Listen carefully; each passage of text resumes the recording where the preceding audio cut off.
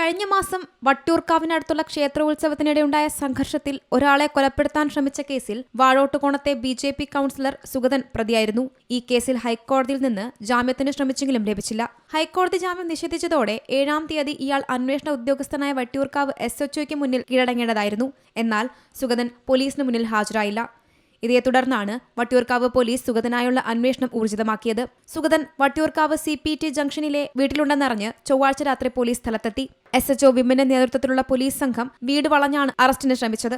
സുഗതന്റെ ഭാര്യ ഉൾപ്പെടെയുള്ളവർ അറസ്റ്റ് നടപടികൾ എതിർത്ത് രംഗത്തെത്തി. തുടർന്ന് സുഗതനെ പിടികൂടാൻ ശ്രമിക്കുമ്പോഴാണ് BJP പ്രവർത്തകരും നാട്ടുകാരിൽ ചിലരുമെത്തി പോലീസിനെ തടയാൻ ശ്രമിച്ചത്. ഈ സമയത്താണ് SHO വിപിൻ ആകാശത്തേക്ക് വെടിവെച്ച് സ്ഥലത്ത് തടിച്ചുകൂടിയവരെ പിന്തിരിപ്പിച്ചത്. തുടർന്ന് സുഗതനെ കസ്റ്റഡിയിലെടുത്ത് ജനറൽ ആശുപത്രിയിൽ വൈദ്യപരിശോധനയ്ക്ക് വിധേയമാക്കി.